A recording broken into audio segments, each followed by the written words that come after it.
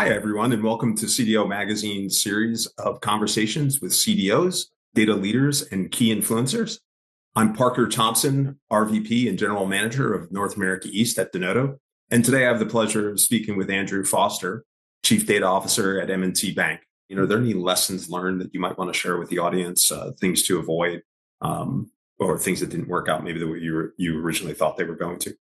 Sort of not everything goes at the pace that you want. And I think where we've done a pretty good job is being able to adapt, slow down in one space because you're waiting on something else to happen, move forward faster in another space because you have a confluence of circumstances. So I guess it goes back to as a CDO, you don't have command and control authority across the organization. You rely on partnerships.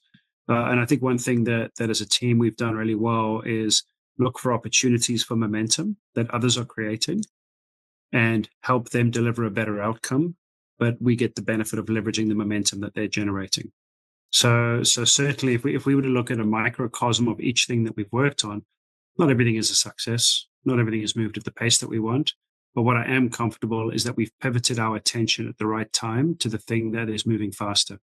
And it's not about bouncing around all over the place. It's about making sort of structured decisions as you go. But the bank operates very much with an agile framework, sort of PI planning, how we look at the quarter ahead, and leveraging that approach has helped us a lot.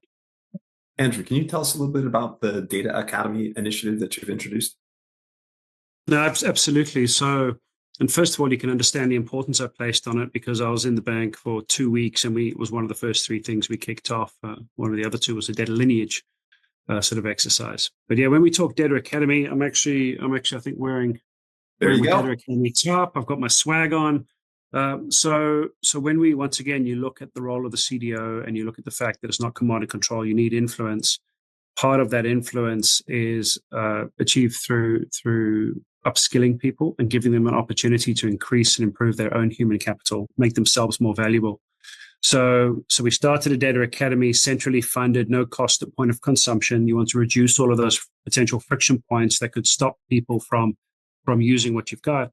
And then we've brought in different opportunities to learn. So it's both through sort of in-person lecturing, it's asynchronous learning, it's things like Pluralsight as a partner, Udacity as a partner, and about 2,000 people across the bank have taken advantage of that.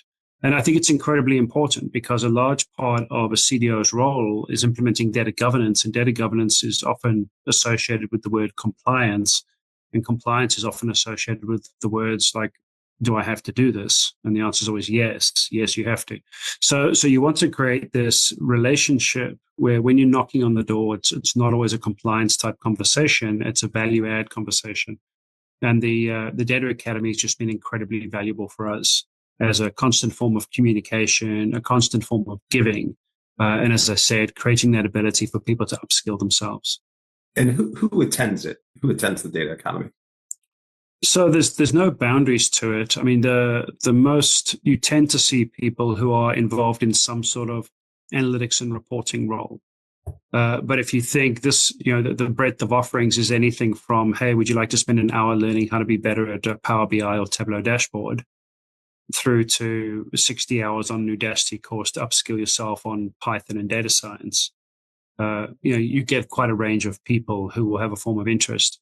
I think much in the same way that AI impacts or will impact everybody's role these days, like being good at data in some form is never going to be a downside of the role that you play in your organization. Excellent. And you also gave us a sense of the breadth of what the Data Academy presents or covers. So that's it. And then also, absolutely. And also includes, aspects of gamification, right? How do you celebrate the learners? So the key learners in the organization get some of the fine swag that I'm wearing now. They get other things as well, because that's an important sort of round trip to make. It's not just that people have learned and they've invested in themselves. We want to celebrate that is the right behavior, right? We want to celebrate that that's the person that we want in the organization, the person who's always looking and thirsty for knowledge and thirsty to upskill. Excellent. Andrew, thank you very much. This was an incredible session.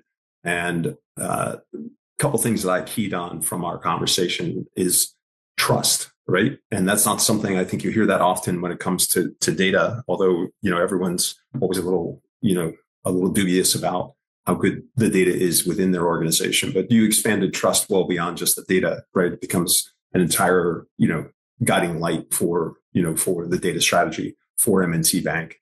Another thing you touched on was well-governed data is AI-ready data. And I have been repeating that, trying to turn that into a mantra as we've been talking today, because I think that's incredibly important. And really what it comes down to is the future success, whether it be AI or any other data initiatives, really depend on security control and governance and that faith and trust in the data and in the organization. So, Andrew, I want to thank you. This has been an incredible session. And I know CDO Magazine hopes to see you again soon on one of these sessions. So thank you all very much. It's great. Thank you, Parker.